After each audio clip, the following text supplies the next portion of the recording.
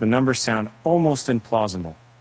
As Brazilian consumers fall behind on debts and rattle a slew of financial technology startups in Latin America's largest economy, one venture keeps notching ever higher. And a welcome to Latin America's Fintech Shakeout, where economic turmoil is threatening to upend thousands of startups across the continent and leaving relatively few to dominate. It's a swift turn in a decade-long rush by venture capitalists into the region, speeding up the process of deciding winners and losers. Nubank is among a handful of platforms, such as Mercado Pago, the fintech arm of e-commerce giant Mercado Libre Inc., but have managed to reach critical mass and stay ahead of the economic quakes. Others are merging to strengthen their position in the market. Many more are cutting workers, shelving ambitions, or in some cases selling assets, going dormant, or shutting down. And one of the starkest signs yet of the shakeout, a report to be published by data provider Distrito later this month, shows the number of fintechs being launched has plummeted in Latin America to just a half dozen this year, down from a peak of 290 in 2018. And when there's less capital available, there are fewer fintechs born, said Distrito Chief Executive Officer Gustavo Araujo. Before, with interest rates close to zero, investors wanted growth at any cost. Now, with higher rates, investors are seeking healthy companies capable of expanding in a sustainable way. And even then, there are mounting questions among analysts over whether the biggest fintechs can maintain their eye-popping profitability and continue to expand, and what startups it got going by catering to poor people are likely to run into stiffer competition as they try to woo middle-class customers away from traditional banks. In others, major markets such as Mexico and Colombia, there are now ample competitors and tighter credit spreads. And in Brazil, almost 72 million people were late on debt payments at the end of June, and lenders have compensated for that by boosting the interest they levy on loans. By the middle of that month, average rates on revolving credit card lines reached almost 350% at Nubank and 560% at Mercado Pago. According to the central bank, rates for individual borrowers can vary widely, and in some cases are hundreds of percentage points higher. And that's fueling a political debate, and card rates are stratospheric. Finance Minister Fernando Haddad complained earlier this year, floating the possibility of imposing a cap.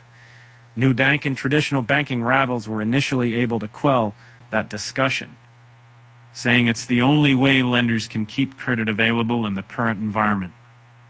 But last week, Haddad brought up the issue again, calling the charges shameful and promising to take measures. The conundrum Central Bank Chief Roberto Campos Neto added Thursday is that if rates are capped, lenders will close card accounts, potentially slowing spending. It's something, you know how it starts, but not how it ends, he said. The reality, according to Nubank Chief Executive Officer David Velas, is that fintechs are forcing banks to lower their fees.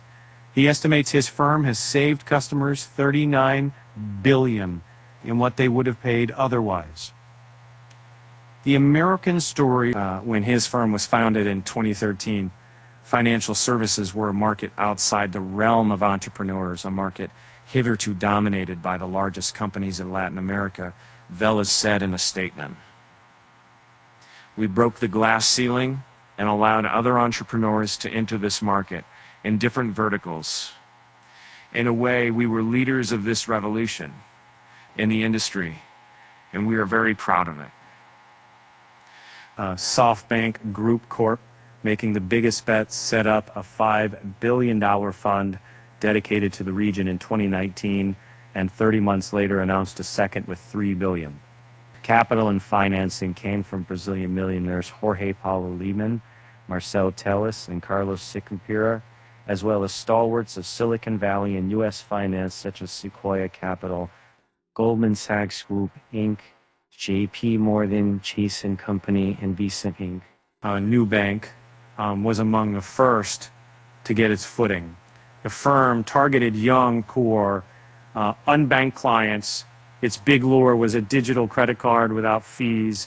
Its well-connected co-founder, CEO Velis, had been a partner at Sequoia, Christina Junqueira, a card executive at Itaú Banco Holding SA, and Edward Wibble, a software engineer, Boston Consulting Group, quickly found backers. By early 2016, Goldman began pumping in hundreds of millions of dollars in finance to help new bank ramp up lending. When the pandemic arrived in 2020, online commerce got a boost, and digital banking and payments took off.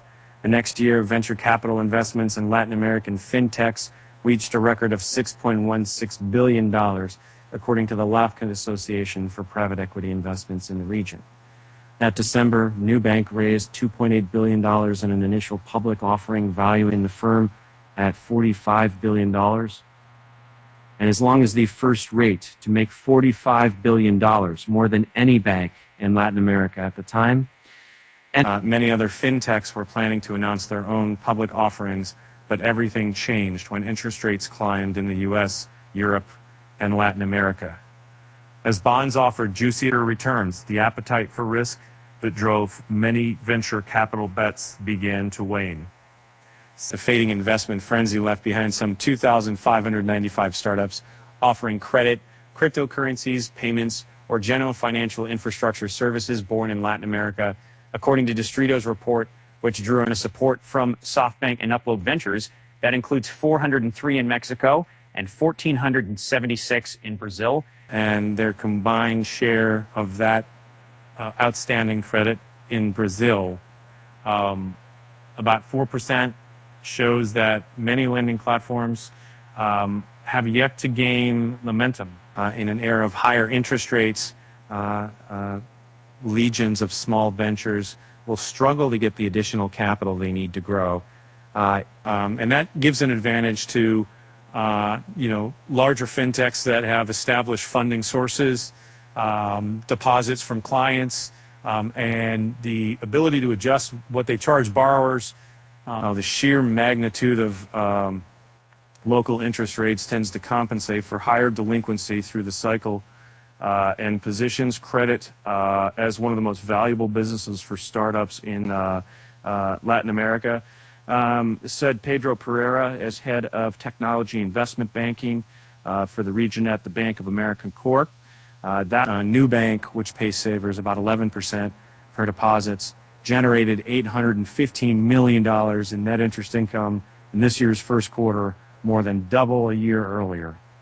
And smaller fintechs that want to succeed in a world with less capital available will need a product 1,000 times superior to what already exists on the market, and will probably have to cut costs and abandon projects that aren't central to their strategy. Nubank CEO Velis said, and the Shakeout also offers another big lesson. For a fintech to survive in Latin America, it may need to act a bit like a traditional bank. Indeed, Nubank is emulating some aspects of the incumbents it once sought to challenge.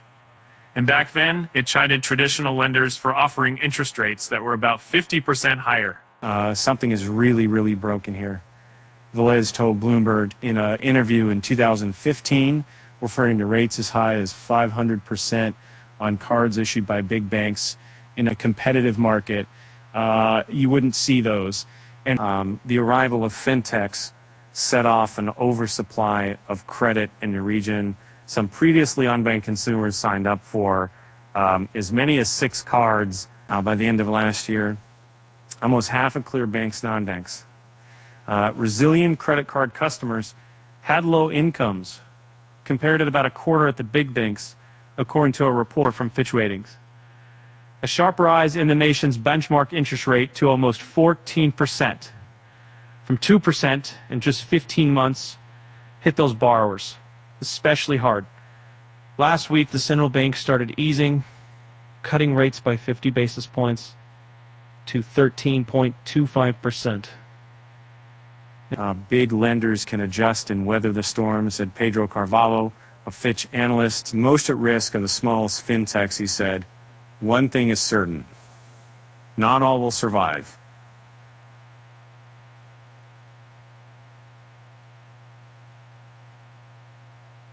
Mercado Pago offering loans, credit cards, and a popular payments platform accounting for about 44% of retailer Mercado Libre's revenue in the second quarter, up from 31% at least med cost. But I think that's the age-em industry of med cost that helps me see the empower on numbers. But Mercado Pago's new lending is expected to decelerate in 2023's more challenging environment, higher funding costs, and increasing household indebtedness in Brazil. Nubank wants to expand into the middle class, where competition with big banks is stronger, and in secured lending, such as payroll lending and credit with collateral, where delinquency and rates are low. Fintechs such as General Atlantic-backed Neon Pagamentos, a Brazilian unicorn that received a capital injection from Banco Bilbao, Vizcaya Argentaria of $300 million, also growing and competing for the same clients. Other markets look tough too. Nubank, which generates 90% of its revenue in Brazil, faces risks with its effort to expand into Mexico. Their incumbent banks have already set up digital platforms to compete with fintechs, in some cases allowing them to operate more independently and enter strategic alliances, said Alejandro Tapia. Another Fitch analyst, Banorte, Mexico's second biggest bank by loan portfolio, for example, partnered with e-commerce and Bogota-based delivery service firm Rappi on a credit card. Argentine fintech Walla got regulatory approval to acquire Mexico's ABC Capital Bank and expand operations in the country, launching a high-yield savings account. That Mexico's economy is more informal, with credit card transactions amounting to only 20% of the volume in Brazil, according to a report by Citigroup Inc., and its credit spreads are also much tighter, making it more difficult to compensate for loan losses. 4 non-bank lenders defaulted over the past 2 years. Mexico is a country with great potential, Nubank's fellows said. The opportunities are enormous, as service penetration is much lower. An estimated 60% of Mexicans are unbanked. But as always, we have expanded our operation attentively and cautiously. Amid such challenges, many Latin American fintechs are adjusting course. They have fired more than 2,000 staff in the past 12 months, according to data compiled by Bloomberg. That includes PagSeguro Digital LNT, a provider of credit card machines for small and mid-sized companies, that eliminated about 500 positions, or 7% of its workforce. According one of the pioneers in unsecured loans to individuals in Brazil, OpenCo, backed by SoftBank and LTS Investments, the family office of billionaires Lemon, Tellus, and Sicapira recently announced a merger with Biz Capital, which provides credit for small firms. And the OpenCo itself was already the result of a merger between Aguero and Revel. And some banks are reintegrating their digital platforms or closing them.